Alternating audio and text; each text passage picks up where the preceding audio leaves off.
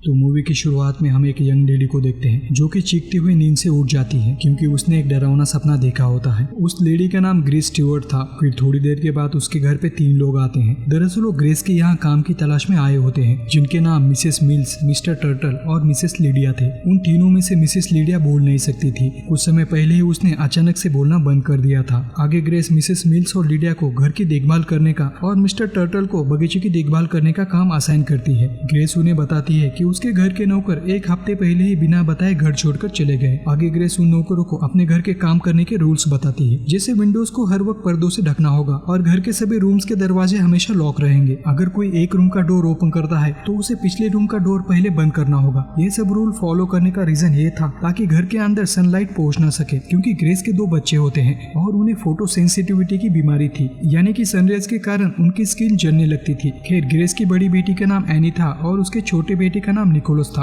और खुद ग्रेस को माइग्रेन की बीमारी थी, यानी कि उसे शोर से नफरत थी। इसी कारण वो अपने घर को हमेशा शांत रखती थी। दूसरे दिन ब्रेकफास्ट करते वक्त एनी मिसेस मिल्स को बताती है कि उसके डैड फ्रांस चले गए हैं, वहाँ पे वर्ल्ड वॉर 2 चल रही है। और एक दिन उसकी मॉम पागलों जैसा बर्ताव करने लगी। उसी दिन से उसके घर के सारे नौकर गायब हो गए। तभी ग्रेस वहाँ पे आ जाती है और मिसेस मिल्स से पूछती है कि आप लोगों को कैसे पता चला कि यहाँ पे नौकरों की जरूरत है। मिसेस मिल्स ग्रेस को बताती है ये बस एक कोइंसिडेंस है। आगे कहती है इससे पहले भी वो तीनों इसी घर में काम करते थे। आगे ग्रेस अपने बच्चों को बाइबल पढ़ा रही होती है। ग्रेस उन्हें ईश्वर के बारे में बता रही होती है। इस बात से हमें पता चलता है कि ग्रेस को आफ्टर लाइफ पे पूरा यकीन था। फिर रात के समय ग्रेस को घर में किसी बच्चे की रोने की आवाज सुनाई देती है। ग्रेस जाकर देखती है तो उसके दोनों बच्चे मन लगाकर पढ़ाई कर रहे होते हैं। एनी उसे बताती है कि घर में विक्टर नाम का एक लड़का है और वही शायद रो रहा होगा। एनी आगे कहती है अब इस घर में विक्टर की पूरी फैमिली रहने के लिए आ चुकी है और विक्टर के पिता पियानो बजाने का काम करते हैं। एनी की बातें सुनकर ग्रेस उसे झूठ बोलने से मना करती है। तभी ग्रेस को उस रूम का डोर ओपन दिखता है, क्योंकि दरवाजे की सारी चाबियां ग्रेस और मिसेस माइल्स के पास होती है। इससे ग्रेस मिसेस मिल्स को डोर ओपन रखने के लिए डांटने लगती है। कि रात के समय एनी और निकोलस अपने कमरे में सो रहे होते हैं। तभी उनके कमरे के पर्दों को कोई हर बार ओपन कर रहा होता है। इस वजह से निकोलस काफी डरा हुआ था। उसे ऐसा लगता है एनी जानबूझकर उसे डराने की कोशिश कर रही है, मगर एनी उससे कहती है ये काम विक्टर कर रहा है, जो कि अब इसी घर में अपने फैमिली के साथ रहने के लिए आया है। यहाँ निकोलस सोने की कोशिश करता है, तभी कोई उसके गाल को टच करता है, जिससे निकोलस जोर जोर से चिल्लाने लगता है। उसकी आवाज सुनकर ग्रेस उस रूम में आ जाती है। निकोलस उसे बताता है कि एनी उसे झूठ की कहानियां सुनाकर डरा रही है, जिससे ग्रेस एनी को सजा के तौर पर बाइबल के कुछ चैप्टर पढ़ने के लिए कहती है। फिर अगली सुबह ग्रेस को घर में किसी के चलने की आवाज सुनाई देती है और उसे ऐसा लगता है शायद मिसेस लीडिया ही ऊपर के कमरे में काम कर रहे हैं, लेकिन लीडिया और मिसेस मिल्स तो घर के बाहर बातें कर रहे होते हैं। इस बात से ग्रेस को यकीन हो जाता है कि उसके घर के अंदर कोई है। फिर ग्रेस एनी से पूछती है कि उसने किसी को यहाँ पे देखा है। एनी उसे बताती है उसने कुछ लोगों को ऊपर के कमरे में जाते हुए देखा है। उस रूम में जाने के बाद ग्रेस को किसी की आवाज सुनाई देती है और वो बोल रही होती है यहाँ पे कोई है। उस वक्त ग्रेस काफी डरी हुई होती है। वैसे तो ग्रेस काफी कठोर स्वभाव की औरत होती है। फिर अचानक से उस रूम का दरवाजा बंद होने लगता है। ग्रेस तेजी से रूम से बाहर चली जाती है। फिर से एनी उसे बताती है कि उसने 3 लोगों को रूम से बाहर निकलते हुए देखा है और वो लोग बोल रहे थे अब ये घर उनका है और कुछ समय के बाद वो लोग इस घर के सारे पर्दे हटा देंगे। आगे एनी उसे एक ड्राइंग भी दिखाती है जिसमें उसने 4 लोगों की पेंटिंग बनाई होती है। उस ड्राइंग में फादर, मदर और उनका बेटा विक्टर भी होता है और इन सब के अलावा एक कर्ली हेयर वाली ओल्ड लेडी भी होती है जिसे एनी ने कई बार देखा होता है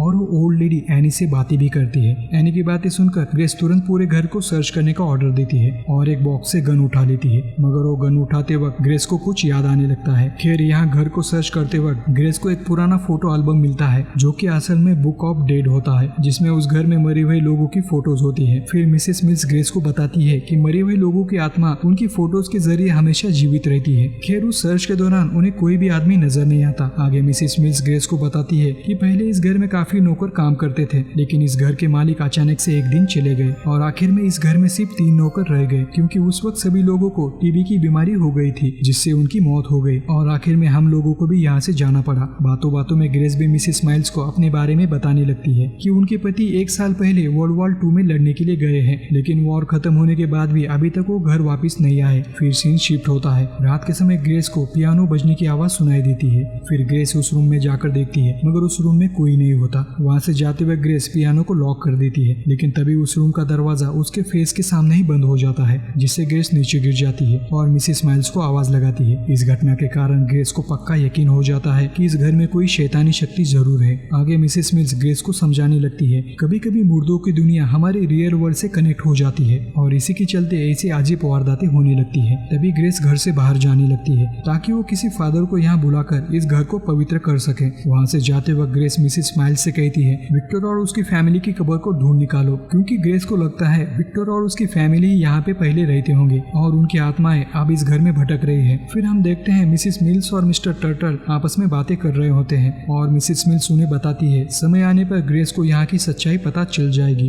फिर मिसेस मिल्स मिस्टर टर्टल को वहाँ की कब्र को कवर करने के लिए कहती है और उनकी बातें सुनकर हमें पता चलता है कि घर में जो अजीब घटना हो रही है उनके बारे में इन लोगों को कुछ तो पता है। आगे मिसेस मिल्स टर्टल से कहती है कि ग्रेस घर से ज्यादा दूर जा नहीं पाएगी क्योंकि आगे बहुत कोहरा है। खैर आगे जाने के बाद ग्रेस को उसका पति चार्ल्स मिलता है जो कि वर्ल्ड वॉर से घर लौट रहा होता है। फिर ग्रेस चार्ल्स को घर लेकर आती है। यहाँ ग्रेस के बच्चे अपने डैड को देखकर काफी खुश होते हैं। उस वक्त हम देख सकते हैं कि चार्ल्स अपने आप में ही खोया हुआ रहता है, ना वो किसी से बात करता है और ना ही ठीक से खाना खाता है। फिर रात को डिनर के टाइम एनी ग्रेस से विक्टर की फैमिली के बारे में बात करती है, लेकिन ग्रेस उससे कहती है यहाँ कोई बाहर वाले लोग नहीं रहते। इस बात से दोनों में झगड़ा हो जाता है। फिर एनी जोर जोर से सांस लेने लगती है जिससे ग्रेस उसे ऐसा करने से मना करती है। खेल अगले दिन ग्रेस एनी को खुश करने के लिए एक व्हाइट कलर का ब्राइड का ड्रेस पहनाती है, लेकिन थोड़ी देर बाद ग्रेस को उसी ब्राइड के ड्रेस में एक बूढ़ी औरत दिखाई देती है जो कि अजीब आवाज में उससे बातें कर रही होती है, जिसके कारण ग्रेस उस बूढ़ी औरत पे अटैक करती है और उसका गला दबाने लगती है, लेकिन असल में वो उसकी बेटी एनी होती है।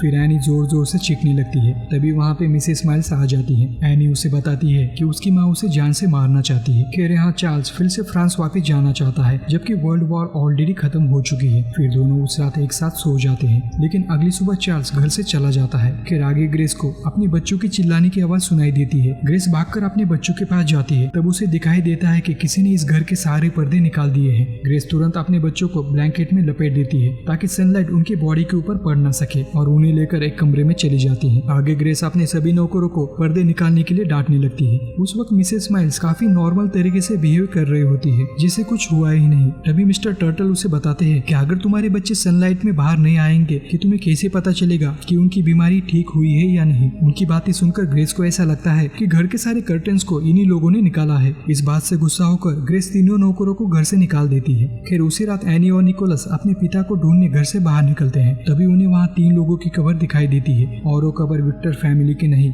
बल्कि मिसेस मिल्स, मिस्टर टर्टल और लीडिया की होती है। यानी कि यहाँ काम करने वाले नौकर कई साल पहले ही मर चुके थे। तभी वो तीनों नौकर बच्चों के सामने आ जाते हैं, जिन्हें देखकर बच्चे भागते हुए घर के अंदर चले जाते हैं। यहाँ दूसरी तरफ ग्रेस को घर में एक तस्वीर मिलती है जो कि बुक ऑफ डेड की थी, जिसमें मिसेस मिल्स, मिस्टर टर्टल और लीडिया की फोटो होती है। और उस फोटो को देखकर ग्रेस समझ जाती है कि उनके तीनों नौकर ऑलरेडी मर चुके हैं और इतने दिन से वो जिनके साथ रहती थी वो असल में उनकी आत्मा थी। खैर बच्चों की आवाज सुनकर ग्रेस घर से बाहर आ जाती है और उन तीनों नौकरों को शूट करने की कोशिश करती है, लेकिन उन गोलियों का उनके ऊपर कुछ असर नहीं होता। फिर ग्रेस उनसे बचने के लिए अपने घर में चली जाती है और मेन डोर को बंद कर देती है। यहाँ मिसेस मिल्स ग्रेस को समझाने की कोशिश करती है कि हमें साथ रहना चाहिए, नहीं तो बाहर वाले लोग आपको इस घर से बाहर निकाल देंगे और घर के सारे पर्दों को भी उन्हीं विक्टर की फैमिली ने हटाया है। खैर तभी बच्चे ऊपर के कमरे में जाकर छुप जाते हैं। उस वक्त निकोलस जोर जोर से सांस ले रहा होता है। एनी उसे ऐसा करने से मना करती है। तभी एक बूढ़ी औरत एनी और निकोलस के सामने आ जाती है, जिसे देखकर दोनों चिल्लाने लगते हैं। अपने बच्चों की आवाज सुनकर ग्रेस ऊपर के कमरे में जाने लगती है और वो वहाँ आकर देखती है कि उसके बच्चे के साथ कई सारे लोग हैं, जिसमें एक ओल्ड लेडी भी होती है जिसकी ड्राइंग एनी ने उसे दिखाई थी।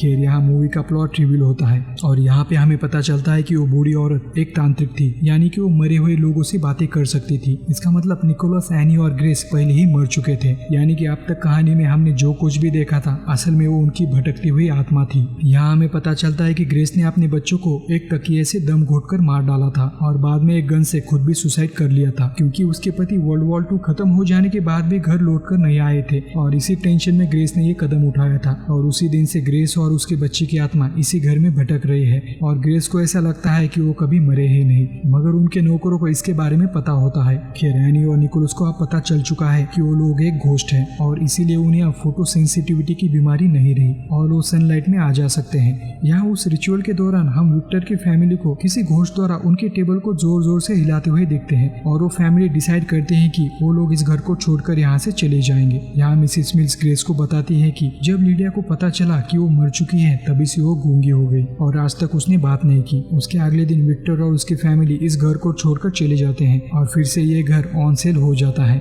यानी कि इस घर में रहने के लिए कोई और फैमिली आ जाएगी और ये मूवी यहीं पे खत्म हो जाती है। जाते समय चैनल को लाइक और सब्सक्राइब करना ना भूलना। तो मिलते हैं अगले वीडियो में। Till then bye.